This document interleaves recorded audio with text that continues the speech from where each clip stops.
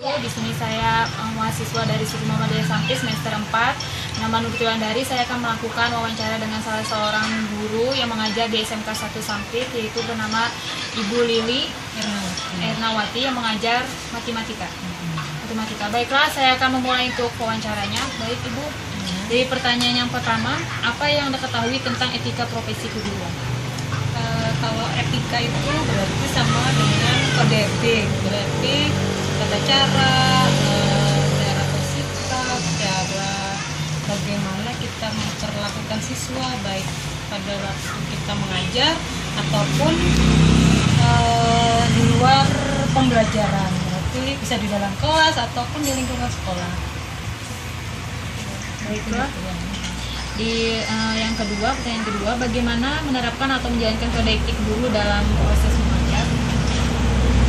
Untuk menerapkan kode etik guru dalam proses pembelajaran, yang pasti gurunya dulu yang harus memulai bagaimana untuk bersikap, bagaimana untuk karena guru adalah contoh teladan untuk para siswa, berarti gurunya dulu yang harus bagus, harus baik sikapnya, kemudian penampilannya, kemudian cara mengajarnya ke siswa itu harus bagaimana, karena dari cara guru mengajar itu bisa membuat siswa termotivasi, paling tidak memperhatikan guru dalam pembelajaran. Dari pertanyaan ketiga, selain mengajar, apalagi tugas dan tanggung jawab oleh seorang guru? Selain mengajar, kalau dulu mungkin tugas guru itu cuma mengajar, kemudian beri nilai sampai 1 semester, bagi rapot, mungkin dulu seperti itu. Tapi kalau sekarang selain mengajar, guru juga ada kewajiban administrasi. Jadi guru itu disuruh menilai dirinya sendiri. Setelah itu ada lagi penilaian dari kepala sekolah. Ditambah lagi sekarang sekolah kami itu kan sekolah Dewiyata. Jadi sekolah yang berperan dalam lingkungan hidup. Jadi sekolahnya dijadikan contoh untuk sekolah-sekolah yang ingin sekolahnya beradiliyata, yang jadi hijau, jadi tanaman-tanamannya hijau, kemudian teduh. Jadi sekolah yang teduh lah, agar siswa-siswa pasti kan siswa-siswanya merasa nyaman belajar di situ. Baik, terus pertanyaan yang keempat, cara seperti apa yang dilakukan dalam melakukan hubungan baik dengan seorang murid? Cara apa tadi? Melakukan hubungan baik dengan seorang murid. Hubungan berarti hubungan antara guru dan siswanya, berarti pertama-tama berarti kita harus menjalin suatu hubungan yang baik. Guru harus mengerti siswanya, dan siswa itu juga biasanya siswa juga mengerti tipe-tipe gurunya itu seperti apa. Jadi kalau siswa memahami gurunya memahami siswanya, baik itu biasanya terjadi di dalam kelas, dalam pembelajaran. Dari situlah proses menjalin hubungan yang baik tadi. Terus pertanyaan yang kelima, apa saja yang dilakukan oleh seorang guru agar menjadi panutan dan contoh yang baik bagi murid? Apa yang harus dilakukan? Berarti guru itu harus memperbaiki diri dulu, berarti ya. Berarti bagaimana bersikap yang baik kepada kepada siswa, kemudian bagaimana menjadi contoh kepada siswanya, berbicara juga, yang pasti guru juga harus sopan. Kalau guru berbicara sopan kepada siswa, otomatis siswanya juga mengikuti, juga harus berbicara sopan kepada gurunya.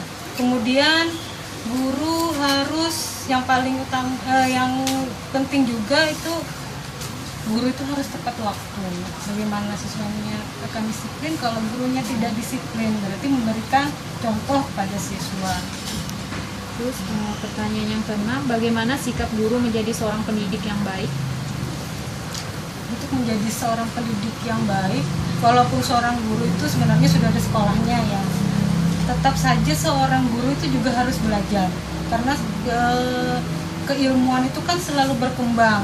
Dulu kita belajarnya ilmunya seperti ini, seperti itu saja, tapi seiring dengan kemajuan zaman, ilmu juga ada perubahan kan, berarti seorang guru itu harus juga belajar, tetap harus belajar. Apalagi sekarang teknologi kan semakin canggih, belajar itu bukan hanya lewat buku saja, lewat internet kan juga bisa. Terus pertanyaan yang ketujuh, bagaimana seorang guru memantau perkembangan murid dalam hal positif? Memantau perkembangan murid memantaunya dari kita pertemuan di kelas itu sudah pasti.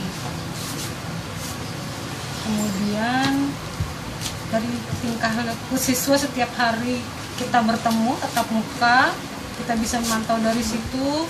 Kemudian nilai-nilainya itu juga sebagai tolak ukur juga untuk penilaian dari seorang guru. Kan sekarang ada 3 aspek yang dapat guru ambil untuk penilaian.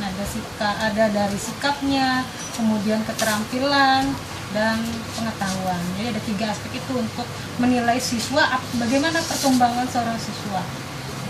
Terus pertanyaan yang ke-8, bagaimana cara guru mengatasi permasalahan yang dialami oleh siswa?